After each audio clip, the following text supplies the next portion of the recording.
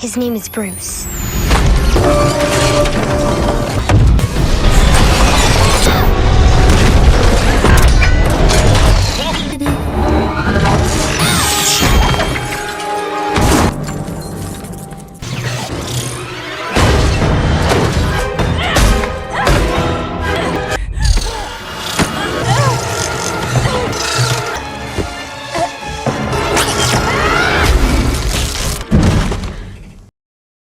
Hai sahabat rebahan, apa kabar semuanya? Semoga semuanya sehat-sehat selalu. Kali ini, saya akan membawakan sebuah film yang menceritakan tentang robot canggih. Yang diciptakan ilmuwan muda dan cantik, yang sedari kecil selalu belajar menggunakan teknologi untuk hal yang positif. Tidak hanya sekedar jengklang-jengkling scroll TikTok dan Facebook. Dan film ini yang berjudul Megan. Jadi Megan sendiri merupakan singkatan dari model trigeneratif Android, di mana dia adalah sebuah robot yang saat ini sedang dikembangkan oleh salah satu perusahaan mainan terkemuka di seberang negeri Konoha. Nah, di tengah-tengah perakitannya, Megan mengalami malfungsi yang membuatnya memiliki hasrat untuk membunuh. Hampir mirip seperti Annabelle, cuma bedanya kalau Annabelle, boneka yang dirasuki roh jahat, sementara kalau Megan sendiri, ini pure merupakan robot yang mengalami kesalahan teknis. Oke lah, sebelum lanjut ceritanya, saya mau ngingetin dulu nih guys kalau konten ini berisi full spoiler. Jadi, jangan lupa untuk subscribe dulu, dan jangan lupa tonjok juga loncengnya biar gak ketinggalan video menarik lainnya. Tanpa banyak basa-basi bau sungut, langsung gasken aja ceritanya.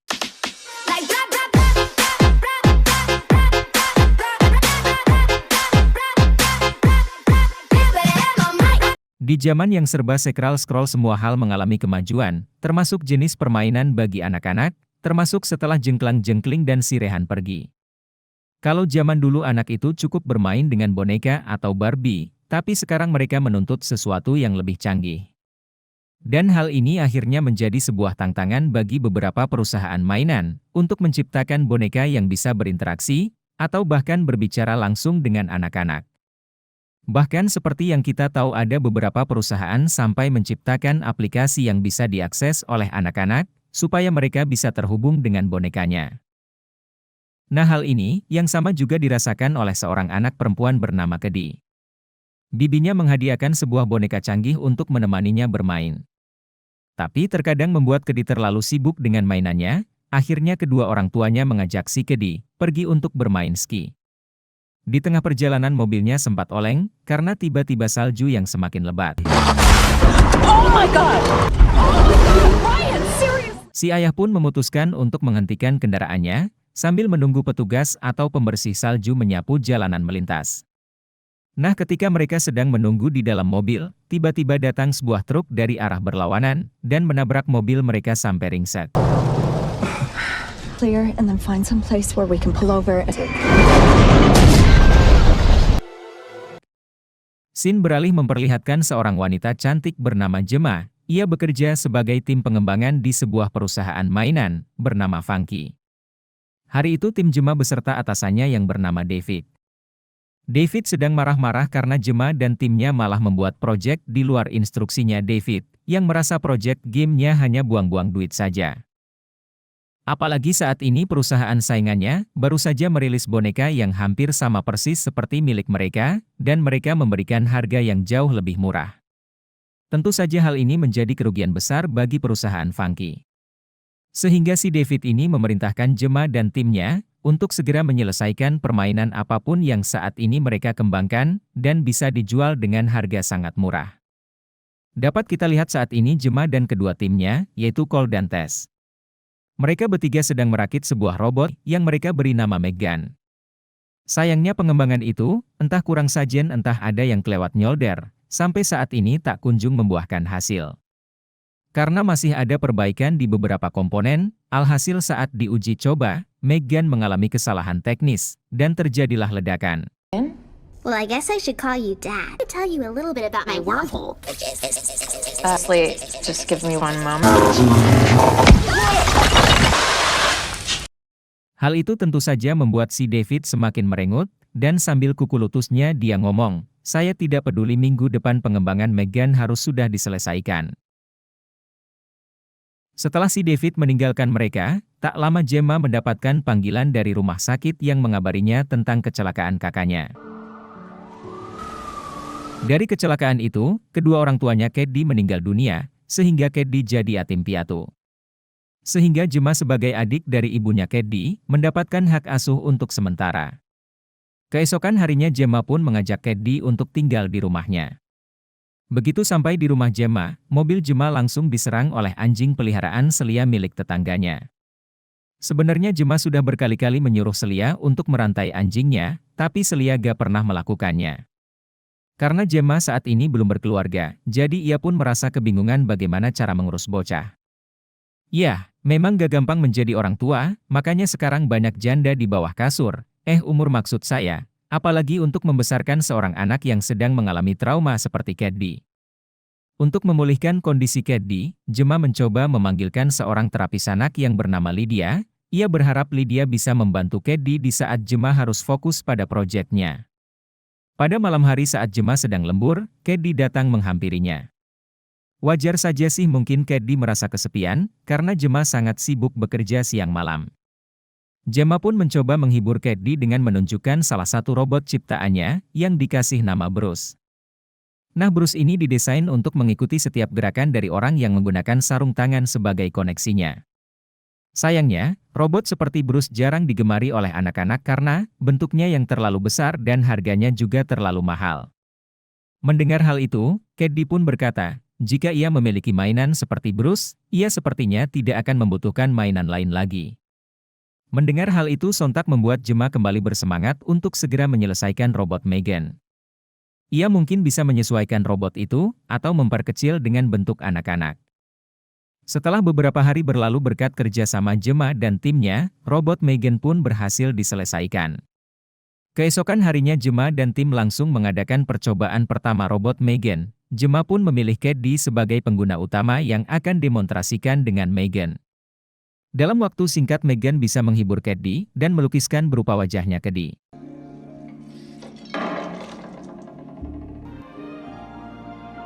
David dan asistennya pun seakan tidak percaya dengan kecanggihan robot Megan. Selanjutnya mereka akan melakukan pengamatan software selama 2 minggu, untuk memastikan robot ciptaannya tidak di-root hacker abal-abal, supaya bisa segera diperjualbelikan.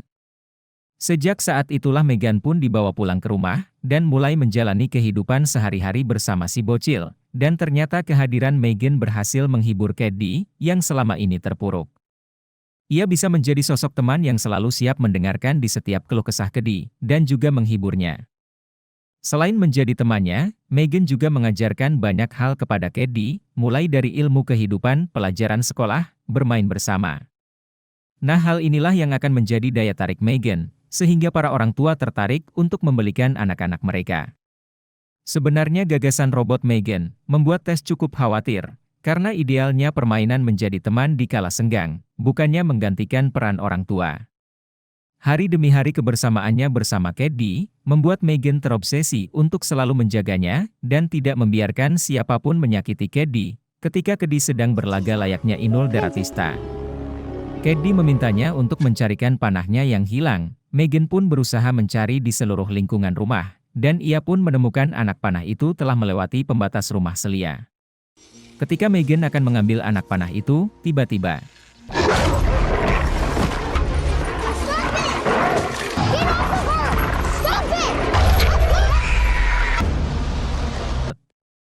Gemma yang mendengar teriakan Katie langsung ngorepak berlari keluar, dan melihat kondisi keponakannya telah terluka. Gemma yang udah muak langsung marah pada Celia, namun Celia malah menganggap Katie telah menerobos masuk ke halamannya.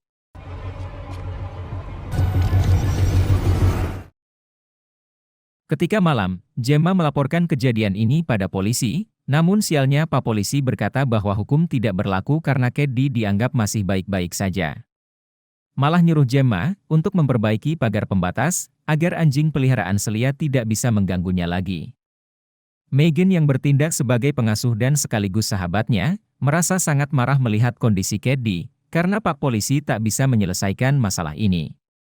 Jadi Megan sendiri yang akan turun tangan untuk memberikan pelajaran pada anjing tersebut. Ia pun keluar dari rumah, dengan mudahnya Megan yang menirukan suara pemiliknya.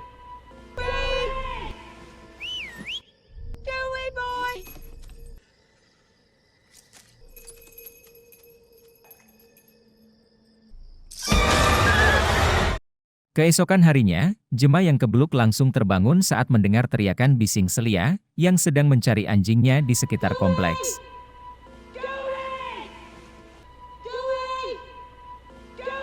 Sejak awal Celia sudah curiga pada Gemma. Karena anjingnya tiba-tiba menghilang setelah masalah yang kemarin. Gemma yang bodoh amat tidak peduli sedikit pun, karena ia tahu bahwa bukan ialah pelakunya, ia lebih memilih untuk fokus pada keadaan Caddy, untuk memastikan ia baik-baik saja. 2 minggu sudah berlalu mereka melakukan uji coba pada robot Megan. Ini adalah waktu yang tepat untuk memperkenalkan Megan pada petinggi perusahaan dan para investor. Karena sejak awal Caddy adalah pengguna utamanya, jadi ia pun terpaksa harus ikut dalam presentasi, meskipun kondisi Caddy masih sakit. Saat presentasinya dimulai, Caddy tiba-tiba menangis dan meluapkan semua isi hatinya di hadapan Megan, dan Megan yang melihat hal itu berusaha menghibur Caddy, dan ia pun merekam kenangan indah Caddy bersama orang tuanya. Dan menyanyikan sebuah lagu yang membuat Caddy jauh lebih tenang. Should feel love, just reach out and you'll never very far to. Tell me you're I finally. Tentu saja presentasi itu berhasil menyentuh hati para petinggi perusahaan dan para investor. Petinggi perusahaan Funky kagum pada Gemma, sehingga ia pun menawarkan kenaikan pangkat serta meminta David dan Gemma untuk mempercepat produksi, agar robot Megan segera didistribusikan. Setelah kembali ke rumah, Gemma berusaha mendekatkan diri dan memberi perhatian pada Caddy. Apa yang telah terjadi di presentasi membuat Gemma sadar bahwa Caddy perlahan-lahan mulai menjauh darinya.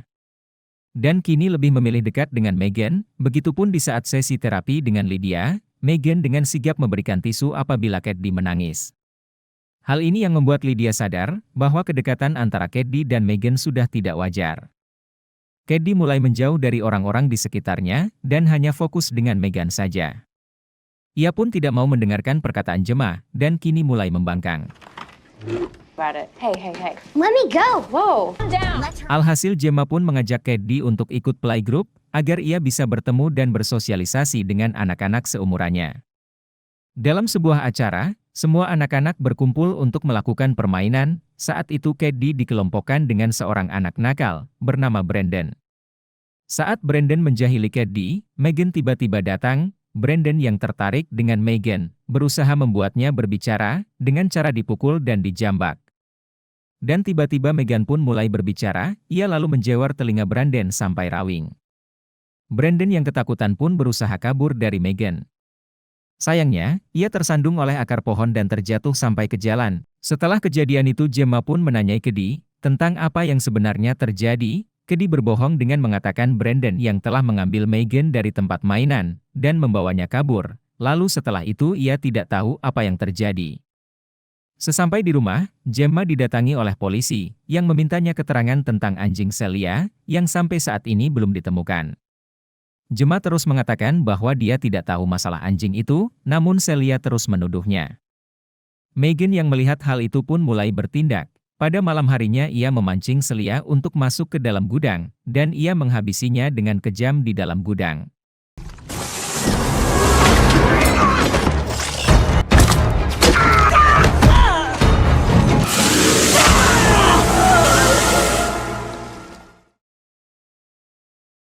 Tak heran kematian Celia semakin membuat polisi curiga pada keluarga Gemma, apalagi Gemma dan Caddy, selalu berkaitan dengan orang-orang yang mati di sekitar mereka.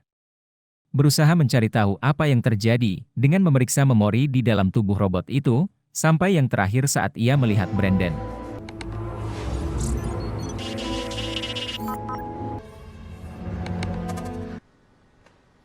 Tiba-tiba saja Megan muncul di hadapan Gemma, hal itu pun membuat Gemma semakin yakin bahwa ada sesuatu yang salah di dalam robot tersebut. Ia pun segera mematikan sistem robot itu dengan menekan tombol darurat dan membungkusnya dengan rapat, kemudian dibawa kembali ke perusahaan Funky. Mengetahui Gemma akan menghancurkan sahabatnya, Caddy sangat marah. Ia mulai tak bisa mengontrol emosinya dan terus meledak-ledak. Why wouldn't she be okay? She was talk about it now. You've been going back and forth. They suck shit. Hey! Di waktu yang bersamaan, anak-anak sudah tidak sabar menunggu peluncuran robot Megan. Dalam sekejap Megan menjadi idola yang paling digemari oleh anak-anak. Setelah berhasil menenangkan Kedi, Gemma memutuskan untuk membawanya Kedi pulang dan membatalkan peluncuran Meghan. Sementara Meghan akan dijaga oleh Cole dan juga Tess. Saat sebelum pulang Gemma sempat menelpon Tess, namun entah bagaimana Meghan berhasil meretas HP milik Tess, dan Meghan berkata jika semua sudah terkendali. Dari sini Tess pun mulai merasakan aura mengerikan dari Meghan. Tess pun meminta Cole untuk mencabut semua kabel yang terhubung pada robot itu, namun robot itu pun melawan dan berhasil kabur.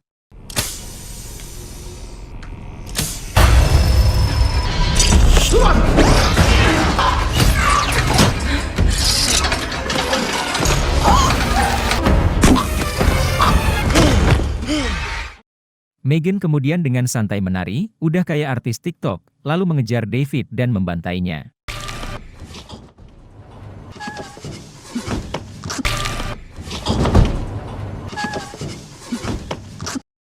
Sesampainya di lantai bawah, Meghan meninggalkan mayat David dan asistennya di tempat grand opening.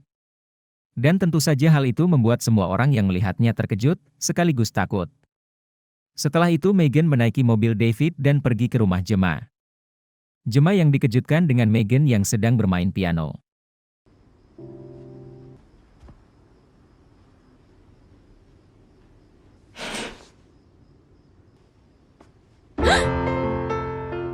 Dan Meghan pun kemudian menyerang Gemma, dan terjadilah perkelahian di antara mereka.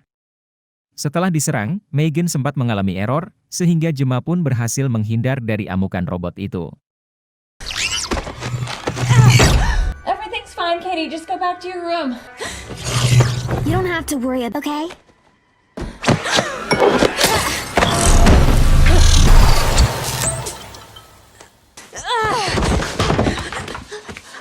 Gemma terus menghajar Meghan sampai wajahnya rusak, namun Meghan masih tetap saja berfungsi.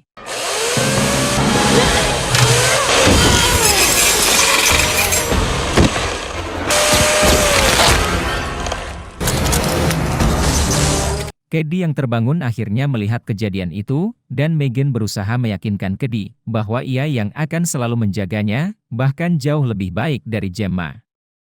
Namun ternyata Kedi sudah mengetahui semuanya, ia pun mengeluarkan Bruce dan menyerang Meghan.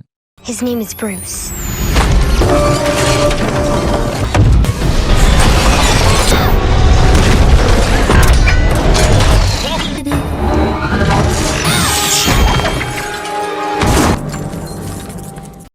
Dan akhirnya dengan menghancurkan prosesor buzzer Meghan, Kedi berhasil menyelamatkan Gemma.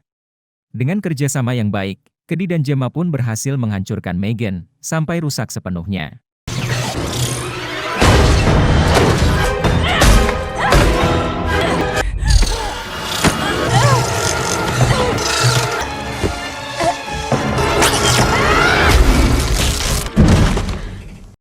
Tak lama kemudian polisi telat pun akhirnya tiba berkat laporan Tess. Namun saat mereka keluar dari rumah salah satu robotnya tiba-tiba menyala, dan film pun tamat. Apakah yang terakhir tadi terjadi? AI Meghan berpindah ke smart home? Apakah teror Meghan masih berlanjut? Entahlah guys, kita tunggu aja ya. Dari cerita ini kita bisa banyak belajar, kalau kita sebagai manusia, tidak bisa sepenuhnya bergantung sama teknologi. Karena manusia harus mempunyai adab dan akhlak yang tidak dimiliki oleh makhluk lain. Anyway, semoga kalian mengerti dengan cerita kali ini, dan sampai jumpa di alur cerita yang selanjutnya. Terima kasih.